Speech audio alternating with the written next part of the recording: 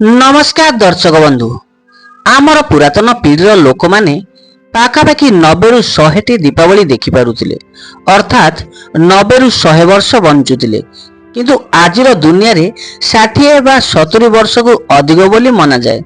किंतु आहुरी भी एमिति किछि भल लोक अछंती जहाँकि आहुरी कम बयस रे मरी जाती।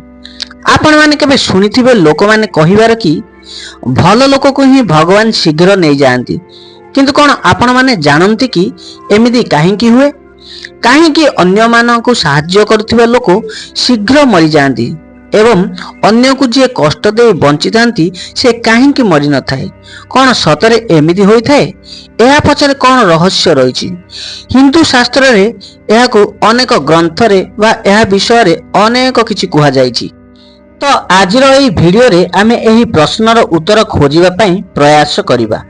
तो यह पूर्व आपण ये वीडियो निज सांग मान को शेयर करनियंतु कहीं ना ज्ञान और खुशी बांटिले ही वृद्धि हुए।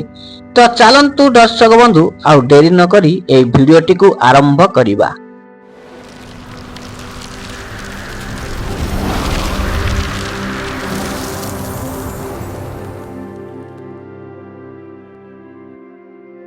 भगवान श्रीकृष्ण गीता रे कहिसेंती कि जो व्यक्ति जन्म नहीं थाए तार मृत्यु अवश्य होता है। सनातन धर्म रे यह भी मना जाए कि व्यक्ति केबे ओ केउठी जन्म हेबो, ताहार पितामाता किए हेबो ओ विवाह कहा सह हेबो। यह भी निर्धारित करा जाइछि कि तार मृत्यु केबे ओ केउठी हेबो। सबु धर्म रे मृत्यु को एक अटल सत्य बोली मना जाए कि जिए भी जन्म निए ताहार मृत्यु दिने ना दिने होता है। व्यक्तिर जीवन और मृत्यु भगवान को हाथ रे रही थाए। आपण माने जानिथिबे जेमिति खेलनार चाबी को मोड़ी थाउ सेमिति से खेलना बुली थाए। ठीक सही परी आमे से खेलना अटू जार चाबी भगवान को हाथ रे रही थाए ओ सबु खेल तांकरी हाथ रे ही होई थाए। हिंदू धर्म रे कुहा जाइछि कि भगवान भल लोक को किछि उद्देश्य रे एई धरापृष्ठ को जन्म देई पठाई थांती आउ जेबे एई उद्देश्य पूर्ण हो जाए ताको पुणी निज पाख को नहीं जाती। अर्थात भल लोक को मृत्यु ही तांको भल कर्म ऊपर ही निर्भर करिथाए। कली जुग आरंभ ही यही कथा स्थिर करा जाइछि कि एही जुगरे पापी लोक अधिक वर्ष जीवित रहिबे आउ पुण्य आत्मा शीघ्र मृत्युवरण करिवे। लोक माने कहंती कि व्यक्ति खाली हाथ रे आसीथिला आउ खाली हाथ रे चली गला। किंतु तीनोटी वस्तु एहा कि जहा व्यक्ति मृत्यु पर निज साथी रे नहीं थाए। गोटे हेउची संचित कर्म, द्वितीय हेउची स्मृति और तृतीय हेउची जागृति।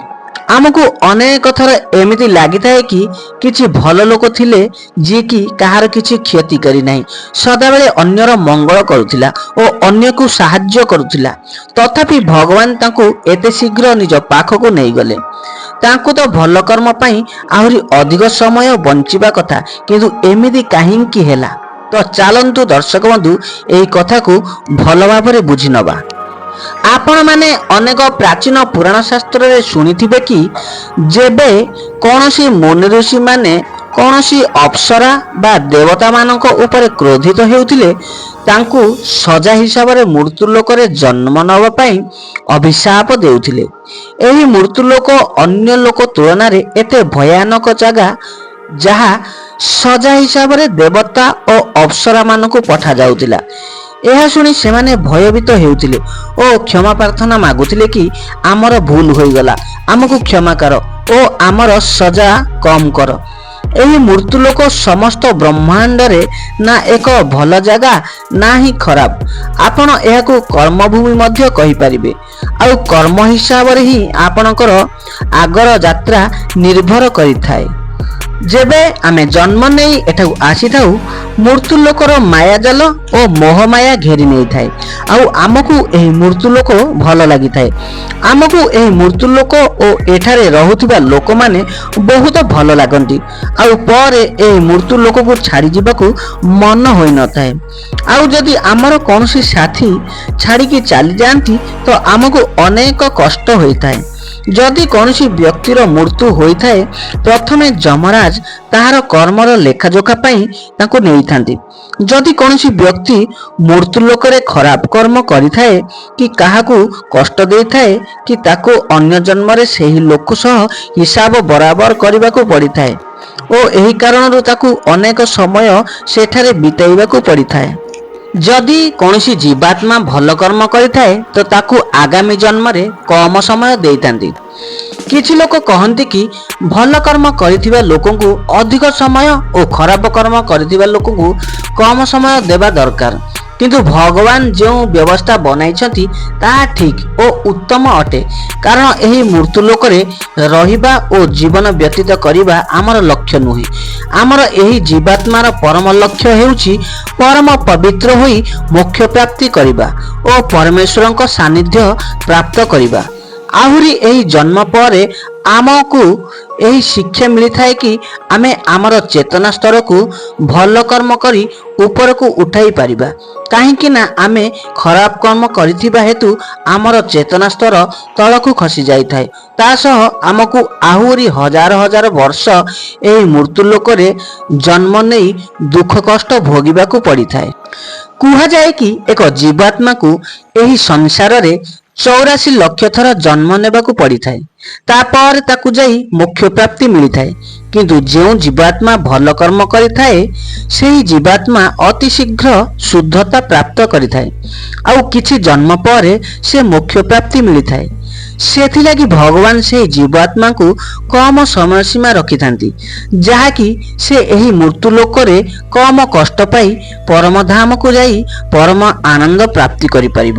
ଆଉ ଯେଉଁ ଜୀବାତ୍ମା କିଛି ଖରାପ କର୍ମ କରିଥାଏ ତ ଏହି ମୃତ୍ୟୁ ଲୋକରେ ଅନେକ ଯାତନା ସହିବାକୁ ପଡ଼ିଥାଏ ଆଉ ଅନେକ ଓ ହଜାର ଲକ୍ଷ ଲକ୍ଷ ବର୍ଷ ପରେ ତାହାର ଆତ୍ମା ପବିତ୍ର ହୋଇଥାଏ ଓ ପରେ ତାକୁ ପରମଧାମ ପ୍ରାପ୍ତି ହୋଇଥାଏ। ମୋର କହିବାର ଅର୍ଥ ଏହା ନୁହେଁ କି ଲମ୍ବା ସମୟ ପର୍ଯ୍ୟନ୍ତ ଜୀବିତ ଥିବା ବ୍ୟକ୍ତି ପୂର୍ବ ଜନ୍ମରେ ଖରାପ କର୍ମ କରିଥିବ, କିନ୍ତୁ ସେ ଏବେ ମଧ୍ୟ ଜୀବିତ ଥିବାର କାରଣ ଏହା ବି ହୋଇପାରେ ତାର ଜୀବନର ଉଦ୍ଦେଶ୍ୟ ଏବେ ବି ପୂରଣ ହୋଇନାହିଁ। ତ ଦର୍ଶକ ବନ୍ଧୁ, ଆପଣମାନେ ଏବେ ବୁଝିପାରିଥିବେ କି ଭଲ ଲୋକଙ୍କ ମୃତ୍ୟୁ ଶୀଘ୍ର କାହିଁକି ହୋଇଯାଏ, ଯିଏ କି ଆମର ପ୍ରିୟଜନ ଥିଲେ ଆଉ ଯାହାର ମୃତ୍ୟୁ ଶୀଘ୍ର ହୋଇଗଲା ସେ ଏକ ପବିତ୍ର ଆତ୍ମା ଥିଲା ଆଉ ଯେତେ ଦିନ ପର୍ଯ୍ୟନ୍ତ ଆମେ ତାହା ସହ ଜୀବନ ବିତାଇଥିଲେ ତାହା ଆମ ପାଇଁ ଏକ ସୌଭାଗ୍ୟ ଥିଲା। ତାହାର ମୃତ୍ୟୁ ପରେ ଆମକୁ ଏହା ପ୍ରାର୍ଥନା କରିବା ଉଚିତ କି ସେହି ଆତ୍ମାକୁ ଶୀଘ୍ରରୁ ଅତି ଶୀଘ୍ର ମୋକ୍ଷ ପ୍ରାପ୍ତ କରି ସେ ପରମ ଶାନ୍ତି ଓ ପରମ ଆନନ୍ଦକୁ ପ୍ରାପ୍ତ କରି ଭଗବାନଙ୍କ ପାଖକୁ ବୈକୁଣ୍ଠକୁ ନିଶ୍ଚିତ ଭାବରେ ଯିବ। ଏହି ଜନ୍ମ ମୃତ୍ୟୁର ରହସ୍ୟ ଅଧିକ ଗଭୀର ହୋଇଥାଏ, ଯାହା ଦେବତାମାନେ ବି ବୁଝିପାରି ନଥାନ୍ତି। ସେଥିପାଇଁ ବନ୍ଧୁଗଣ, ନିଜ ଜୀବନକୁ ସାର୍ଥକ କରିବା ପାଇଁ ନିଜର ଖରାପ କର୍ମକୁ ଛାଡ଼ି ଆଜିଠାରୁ ଭଲ କର୍ମ ଓ ଧର୍ମ ଓ ତପସ୍ୟାରେ ମନ ଲଗାଇବା ଉଚିତ, ଯାହାକି ଈଶ୍ୱର ସର୍ବଶକ୍ତିମାନ ଅଟନ୍ତି ଆଉ ସେ ହିଁ ଆମର ମୋକ୍ଷ ପ୍ରାପ୍ତି କରିପାରିବେ। ତ ଦର୍ଶକ ବନ୍ଧୁ, ଯଦି ଆଜିର ଏହି ଭିଡ଼ିଓଟି ଆପଣମାନଙ୍କୁ ଭଲ ଲାଗିଥିବ ତ ଭିଡ଼ିଓଟିକୁ ଲାଇକ୍ଟିଏ କରି ସାଙ୍ଗମାନଙ୍କ ପାଖକୁ ନିଶ୍ଚିତ ଭାବରେ ସେୟାର କରିବେ। ଯଦି ଆପଣମାନେ ଆମ ଚ୍ୟାନେଲରେ ନୂଆ ଥିବେ ତ ଆମ ଚ୍ୟାନେଲକୁ ସବସ୍କ୍ରାଇବ୍ କରି ଏହାର ଘଣ୍ଟି ବଟନଟିକୁ ଦବାଇବା ପାଇଁ ଜମାରୁ ଭୁଲିବେ ନାହିଁ, ଯାହାକି ଆମେ ଏହିପରି ସବୁ ନୂଆ ନୂଆ ଭିଡ଼ିଓ ଅପଲୋଡ଼ କରିବୁ ତ ଏହାର ନୋଟିଫିକେସନ୍ ଶୀଘ୍ର ଆପଣମାନଙ୍କ ପାଖରେ ପହଞ୍ଚିଯିବ। ତ ଆଜି ପାଇଁ ଭିଡ଼ିଓଟିକୁ ଏଇଠୁ ରଖୁଛି, ପୁଣି ଦେଖା ହେବା ଏକ ନୂଆ ଭିଡ଼ିଓରେ।